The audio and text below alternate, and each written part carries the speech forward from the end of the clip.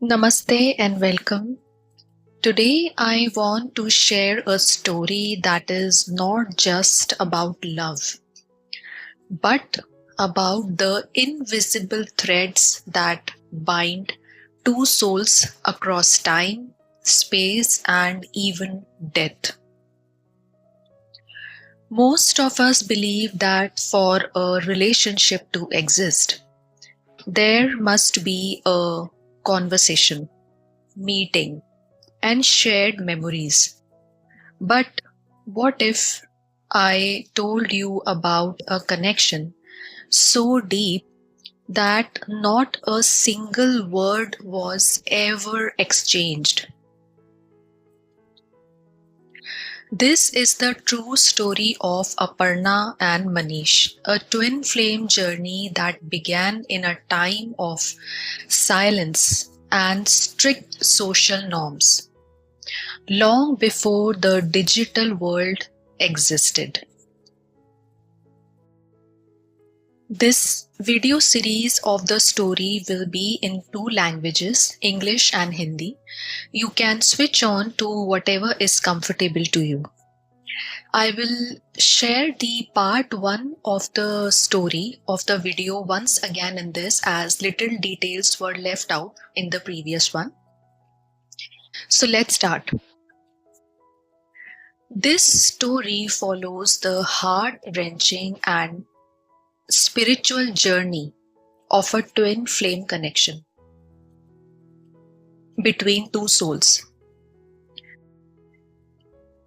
This story follows the heart-wrenching and spiritual journey of a twin flame connection between two souls, Aparna and Manish. As I already said, that this story is set in a time before the internet or mobile phones. So let's start exploring the profound connection of both of them. The story of Aparna and Manish goes into strict norms and silent connections. Back in an era where social rules were incredibly strict, any communication between a boy and a girl was viewed with suspicion. Against this backdrop, Aparna and Manish lived their lives as virtual strangers.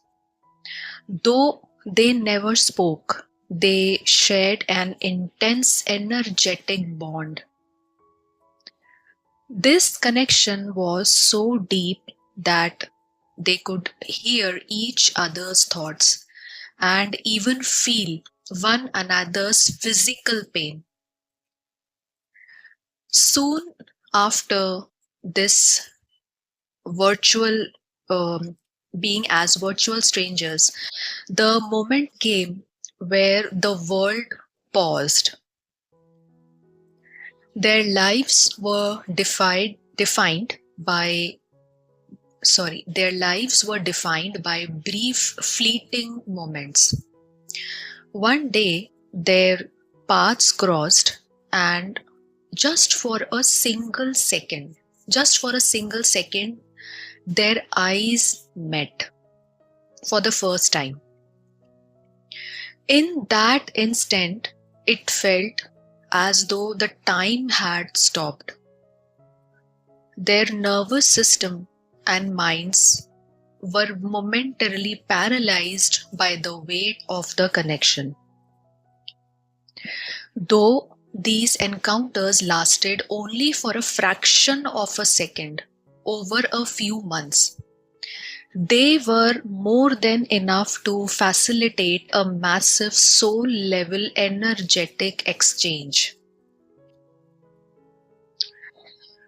Over time, Aparna began to believe that Manish did not share his feelings. She chose to suppress her emotions and threw herself into her career, and as I already mentioned, the time was into a very rigid societal norms and rules.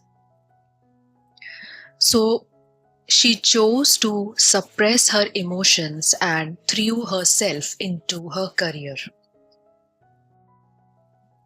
Over time, Aparna began to believe that Manish did not share the feelings.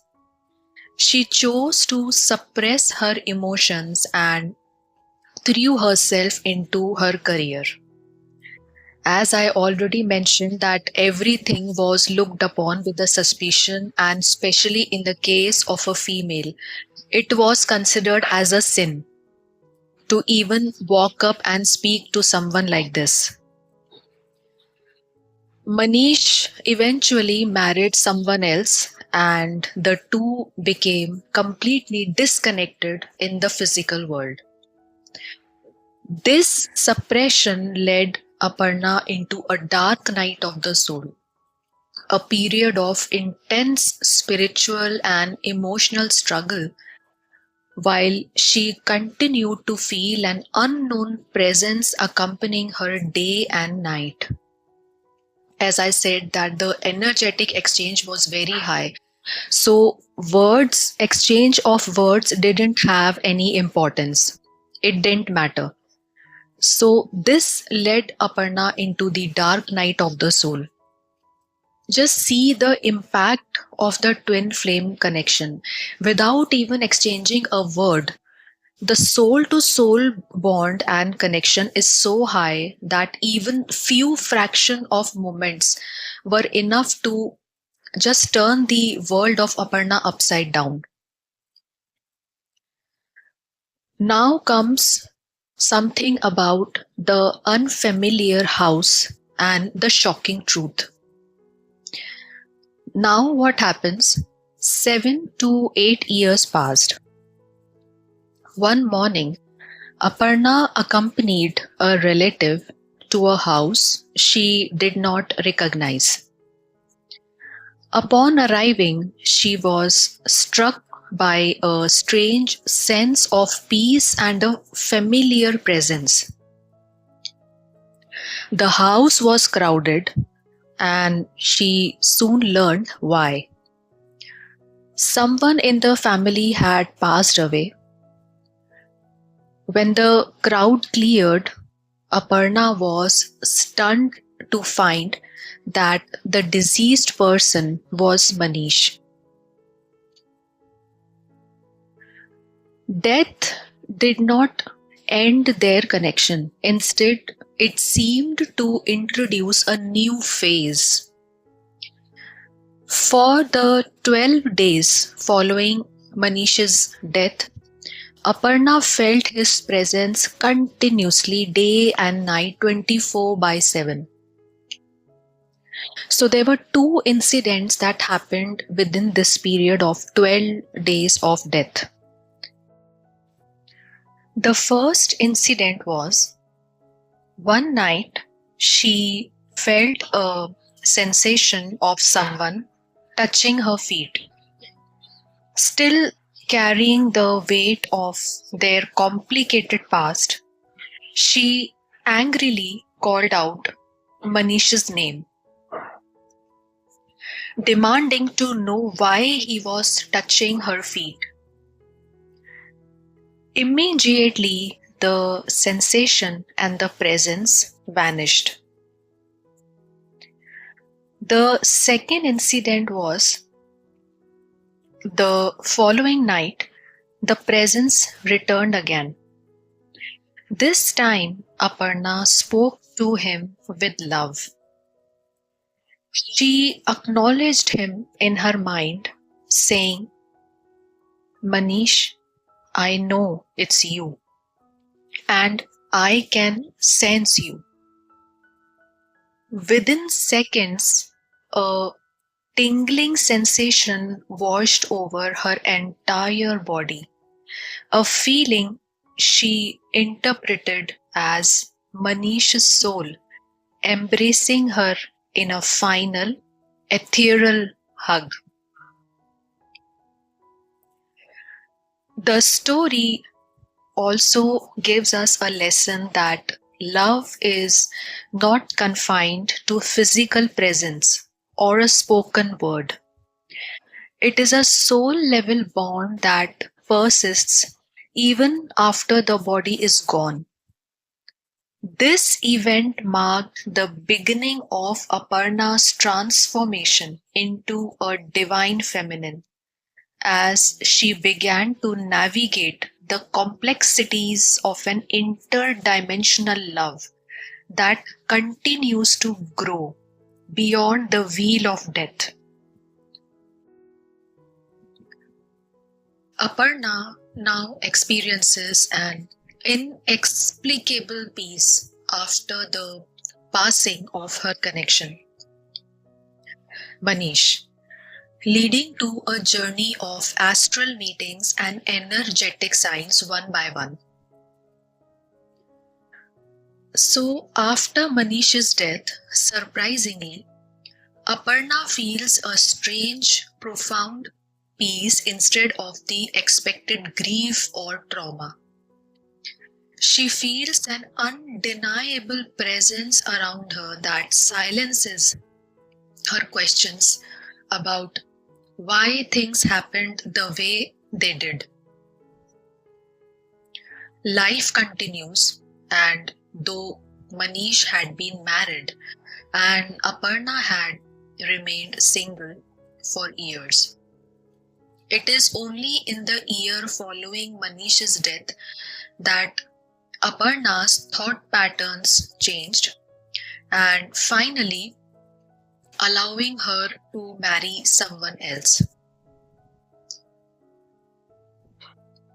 We will dive little back into Aparna's childhood to explain what was the character of Aparna.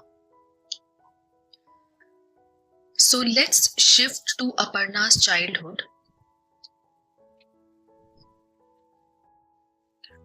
Aparna was deeply spiritual from a young age, feeling a link to God whenever she was hurt or lonely. During her teenage years, while others sought human romance, she practiced celibacy, finding herself unable to involve herself with others because she felt her life was meant for the divine. She developed a love affair with the teenage form of Lord Krishna, that is, the Radha Krishna, living every moment as if she were in a relationship with Lord Krishna. Now, as Aparna reached a marriageable age, she felt a dilemma. She told Krishna that she took birth for him and insisted she would only marry if he appeared in a physical, tangible form. She even wrote a letter to the divine expressing this. In response, she received a message through a book at a temple stating that the entire creation is a form of God and that one should see the divine in others rather than waiting for a separate physical manifestation. Years later, as a married woman with a daughter, Aparna's longing for Manish and the divine resurfaced. One day, overwhelmed with exhaustion from the worldly life, she wept before a photo of Krishna, asking to be taken away to a dimension where only he exists. After a few minutes of this weeping, she heard an internal Om chant, Om chant, and saw a glimpse of Manish's face in the photo. A strong voice within told her to meditate. So she could hear this clear voice inside her that said, meditate. Through intense meditation on the Om mantra, Aparna's consciousness started rising up. She felt her head became light, very light, and saw stairs leading upward into the light. Despite her fear, she heard a voice say, "Take one step towards me, and I will take 100 towards you."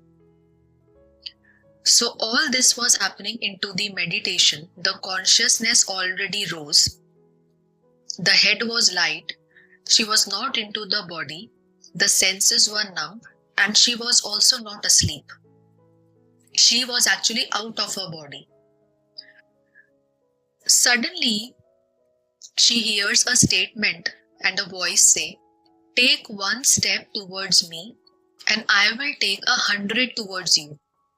Suddenly, she was in the astral plane, face to face with Manish, who appeared merged with the divine image of Krishna. Aparna was very much surprised at this time. She expressed her anger at being left alone. But Manish embraced her, promising that she could live in both worlds at once, that is, the astral dimension and the earthly dimension. So Aparna asked to Lord Krishna to be taken away to his dimension. And the answer that was given to her was through Manish. He embraced her, and not even embraced but promised that she could live in both worlds at once, and he will be there to help her out. Following this meeting, Aparna felt immense satisfaction.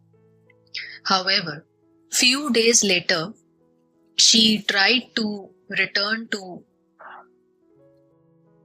that astral dimension, but found the portal was closed.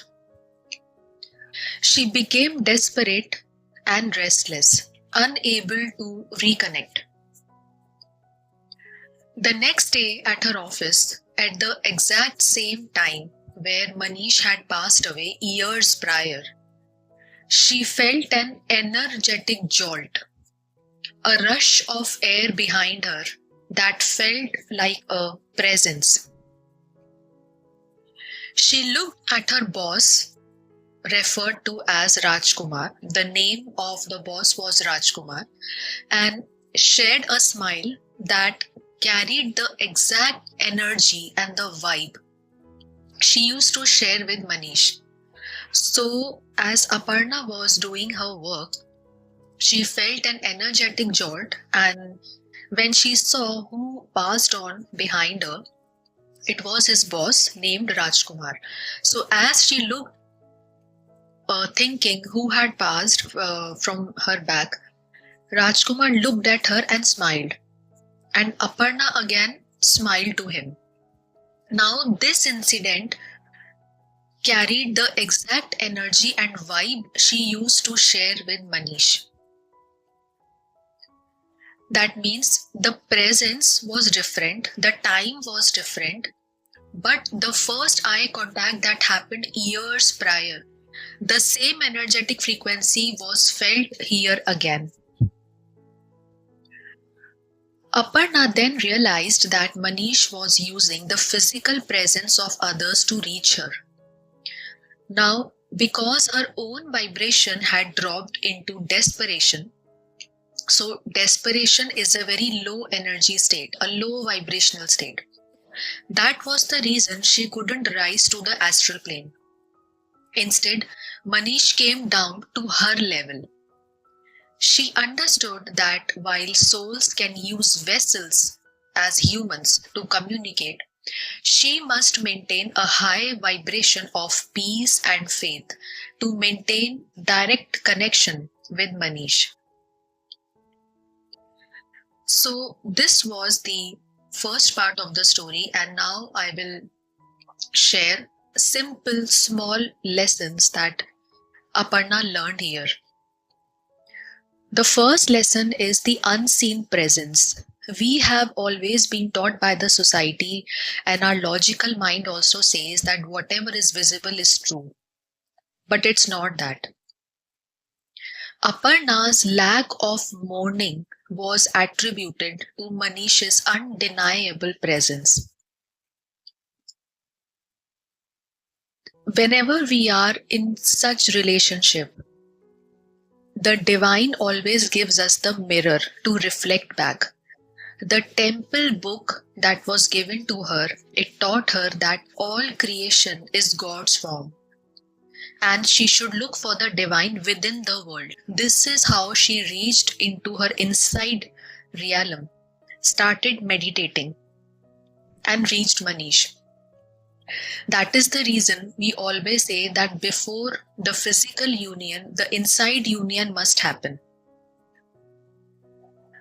Aparna had a soul call. Aparna had a soul's call that said to Lord Krishna, I have taken birth for you, and I will wait for you to meet me here. If you listen to this statement, this is an unconscious promise that Aparna had made to Manish, his twin flame. Because Manish had already taken the form of Krishna, and Krishna and Manish were already merged in front of Aparna in the astral planes. I have taken birth for you. I will wait for you to meet me here. This was the unconscious promise that Aparna made. The pivotal statement that allowed Aparna to cross over was, you take one step, I will take 100 steps towards you. This is always the message from all the divine masculines to their divine feminines. Their souls are always helping the divine feminines to rise up and to be in union with them. Manish even promised that Aparna could live in two worlds simultaneously, just because Aparna wished for it. Manish's promise was, you want to come beyond this world. I will bring you, but such that you stay on earth and also with me here. Aparna realized that she couldn't reach the astral plane when she was in desperation or impatience, as these are low vibrational energies. So these were the key lessons out of this story. I hope you liked the story and stay tuned for part 3 of the story. Thank you so much. Namaste.